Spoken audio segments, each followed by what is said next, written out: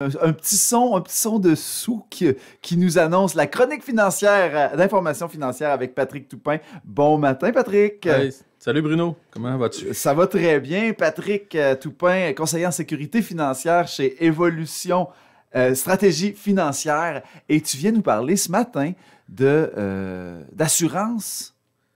Invalidité. Et voilà, assurance invalidité. Je voulais être sûr d'utiliser le bon terme. Donc, assurance invalidité, Patrick, je t'écoute.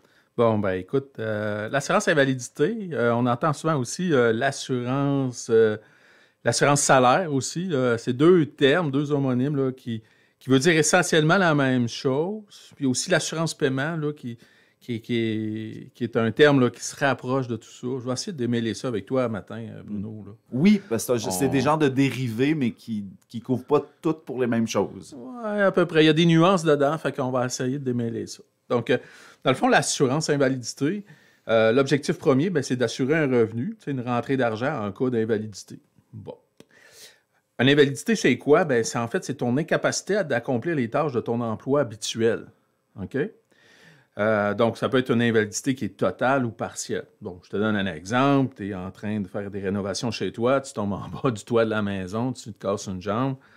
Il est peu probable que tu te présentes au travail lundi. Tu sais. Donc, l'idée dans ça, c'est que cette assurance-là est essentiellement pour ça. C'est de remplacer ton revenu d'emploi que tu ne pourrais pas occuper pendant une période de temps.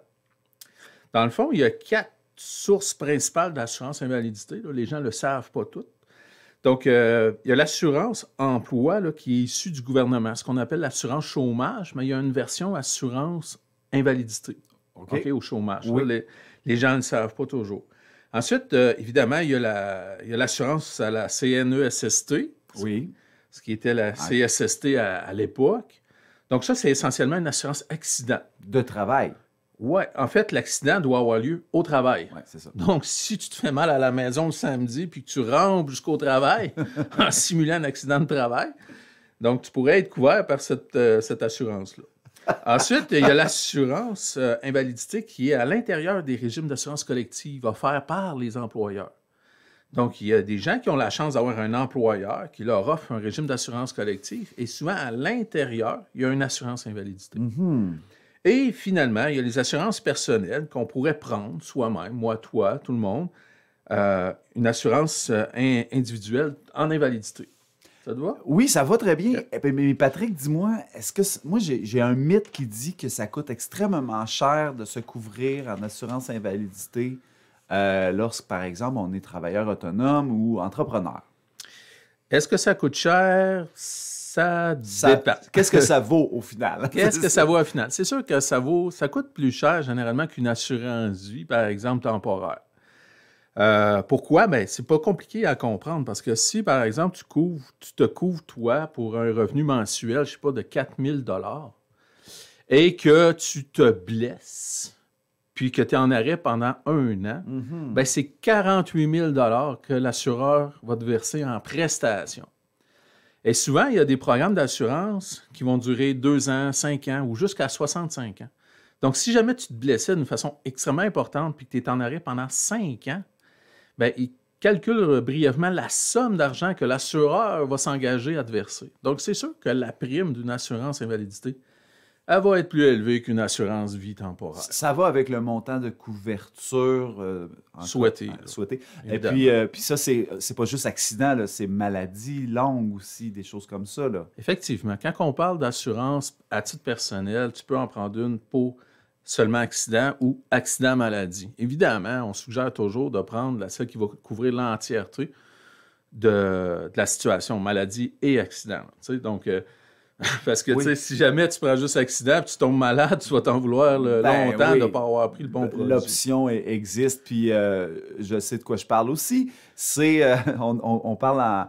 Tu sais jamais quand est-ce que ça va arriver. Tu dis, des fois, tu dis c'est les autres, ça va arriver aux autres, mais des fois, ça peut t'arriver à toi.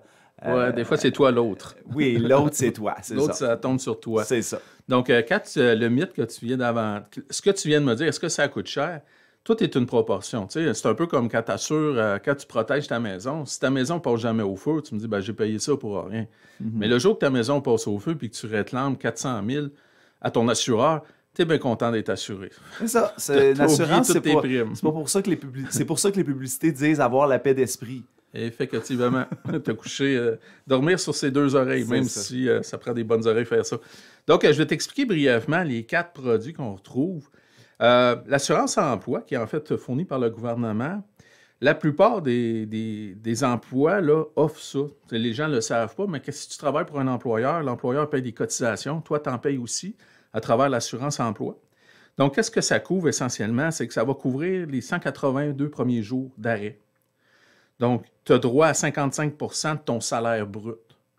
Ça représente un maximum à la semaine de 695 $ par semaine que tu pourrais recevoir pendant 182 jours. Donc, le calcul, je pense, c'est 40 semaines, je ne me souviens pas trop. Là.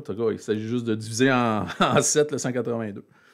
Ensuite, il y a la CNESST, qui est la fameuse assurance accident dans le cadre de ton emploi.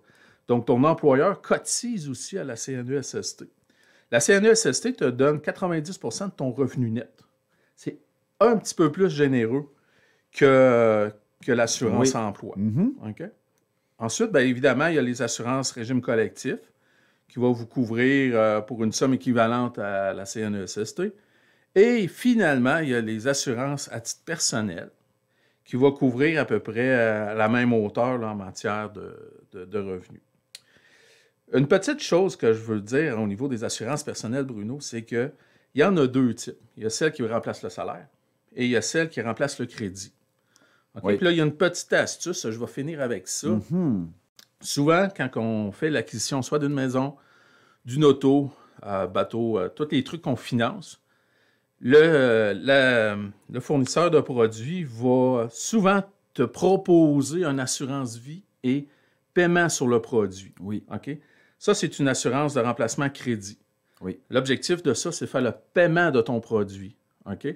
Malheureusement, ces produits-là sont souvent plus chers, puis ils sont limités au crédit de ton objet que tu as acheté. OK? Mm-hmm. Donc, il faut faire extrêmement attention parce qu'il y a des gens qui achètent plein de trucs, ils mettent des assurances partout, ça finit par leur coûter plus cher. Mm-hmm.